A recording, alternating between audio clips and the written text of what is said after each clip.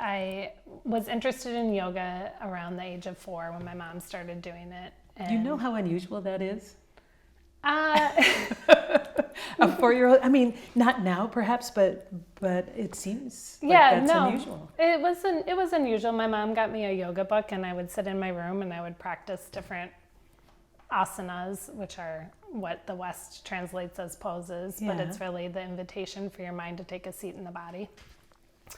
And so I would just practice it, and I was attracted to this orange outline of an elephant poster that I had in my room. And I don't really know where that poster came from, but really, it was the one poster I had in my room at 4.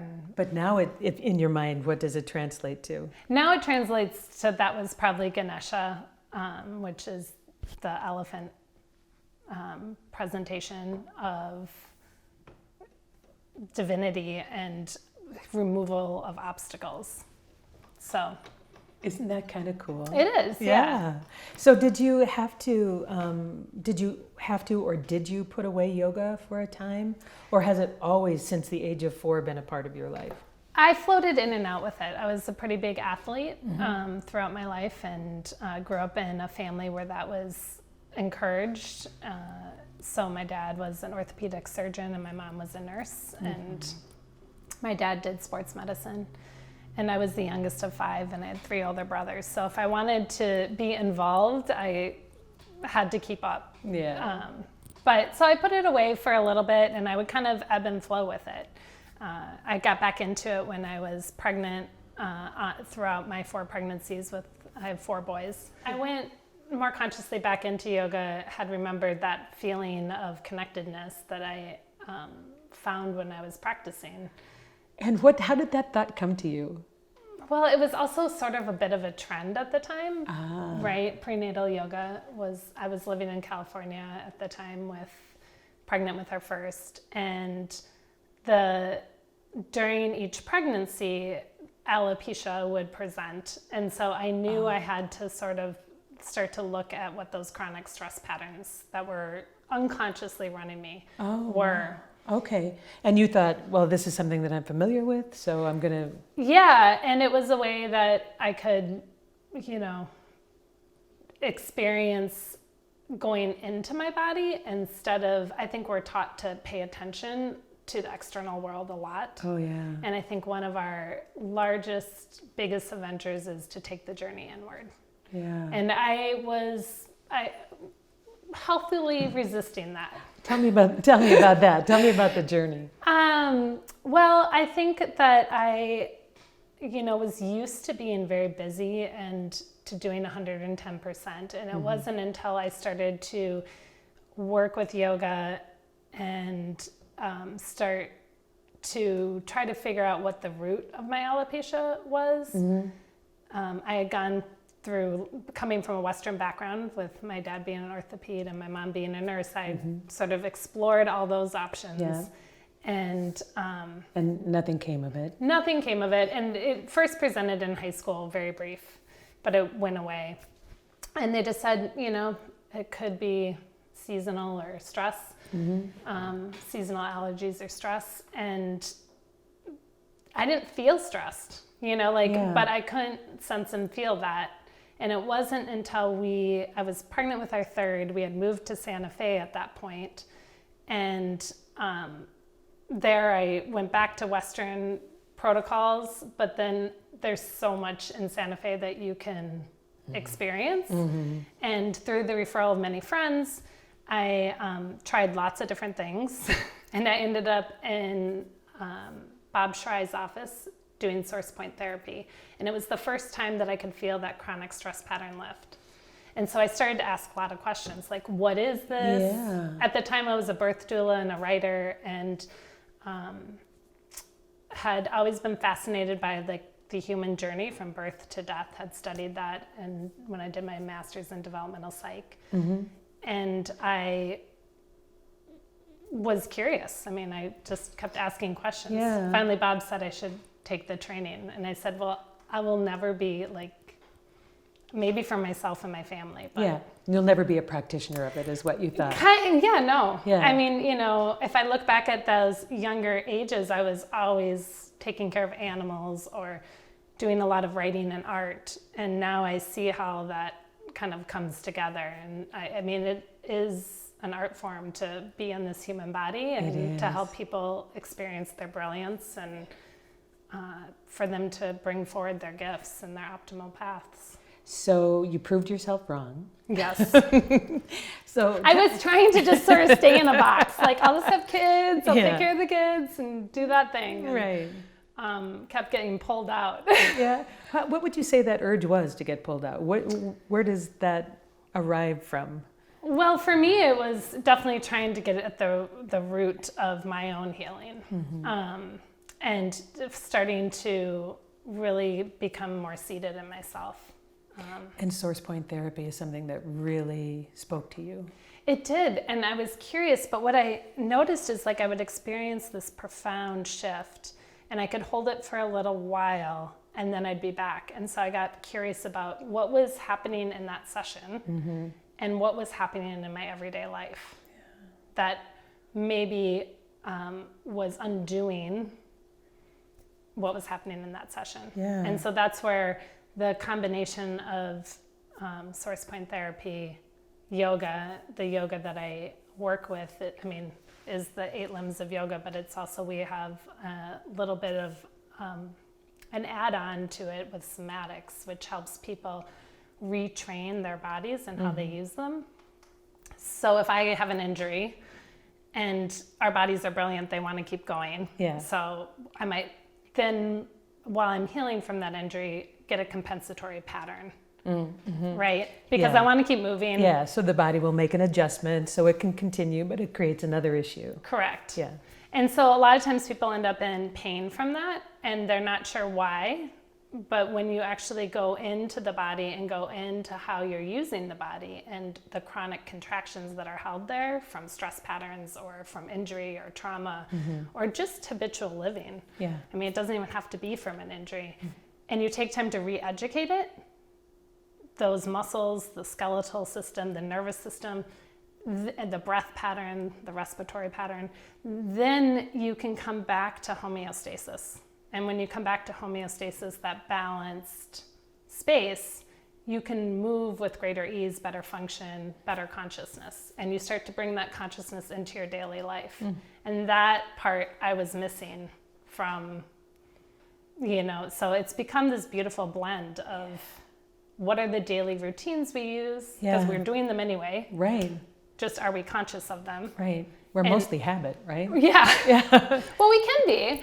And so if we're going to do daily routines, why not make them ones that harness our energy well and help us rest well and eat well and move well without judgment, like no shame. Yeah. Just what's the next best thing for me in this moment?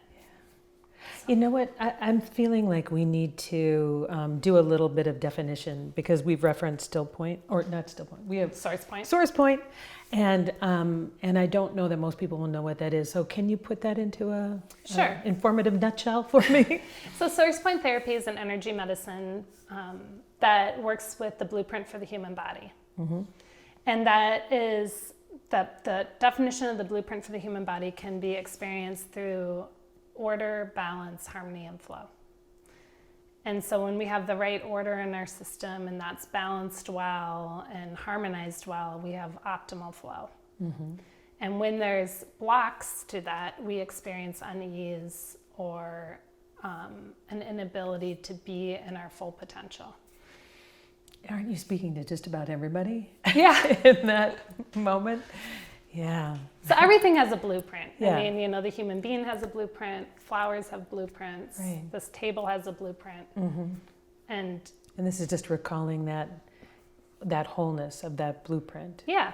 And we're born with, health is our birthright. Right. And we're meant to be in our fullest potential. So and what would an appointment for that look like with you? It can be via Zoom or online these days. I mean, I was online before, but have spent a lot more time there, and or in person. We take some time to do an intake So see what it is that you want to work on within, and I'll blend the modalities. So whether it's SourcePoint Therapy, SomaYoga, which is somatics and yoga, Ayurveda, which is your daily routines and rhythms to support you being in a state of self-healing, or some of the multi-universe dimensional work, healing protocols of ancestry and other lifetimes. We'll kind of gather through the intake and see what would be the just right stimulus for you to self-heal, get tools and approaches that will help you stay in a state of self-healing, and then move forward from there. So would it be, I know in person, would it be a hands-on kind of a thing? Is it a combination of energetic and thought reform and like? So in person, it would be where we'd have some conversation, and you can be on a massage table or you can be seated, depending on your comfort level. I can work hands-on or hands-off, again, depending on the person's, like what that system needs and what the person's open to. But you're fully clothed. Yeah. So it just sounds like you have this kind of treasure trove of tools and ideas, and you stay in the moment and see which one works. Yeah. I never know what's going to happen in a session. Oh, that's got to be kind of fun in some ways, right? It is. It's great. I mean, and it helps keep me, not that we can ever be 100% out of the way, but I try to stay as much out of the way as possible. I've had lots of good teachers, and that's one thing that is a thread through, is like, how do you stay out of the way? That's such an interesting concept for something that really requires your presence, but also to stay out of the way. If I start saying, oh, we're going to do this, this, and this, and this, I know that I need to sort of pull back and reconnect, because I'm not moving energy through me. I'm just helping that person connect up to the blueprint for human health, and then also heal at a human level, but also a soul level. And who do you typically see? Are they people who have been on the path for a long time, people who are new? Do you have a preference, or do you have something that tends to happen, that you're usually with one kind of client or another? Sure. So I see clients, and then I also help train practitioners. And so the practitioner level is usually they've come to me for a few sessions, they've heard about me, they're curious, and then they really want to understand and learn the modalities that I'm taking a deep dive into. And after trying lots of modalities, I kind of went with the ones that I felt an immense shift in and saw it in other people. So first I work with the practitioners that way. Clients that I work with, some of them are brand new to it. They just have heard through the grapevine or have read about it and then found me, and they'll come in. And then sometimes I end up working with some Western medical professionals, and that's often because they've tried a lot of other things, and or their friend or partner or someone said, well, you need to go try this. So can you point to an experience that you've had where someone's come in, and what kind of an irritation or blockade that they've reached that they want help with, and how it's resolved itself? Can you is there a story or Sure. I mean, there's lots of stories. I'm sure. And everybody's different. So it can be working with the physical ailment. So one of my clients, she ended up in Minnesota. You can slip on ice, right? Oh gosh, yes. And we were supposed to have a session. She ended up slipping on ice on her way, so we ended up doing a session immediately. Her ankle was quite inflamed and swollen and was starting to bruise. And we started doing some energy work to address that injury and using it more like first aid.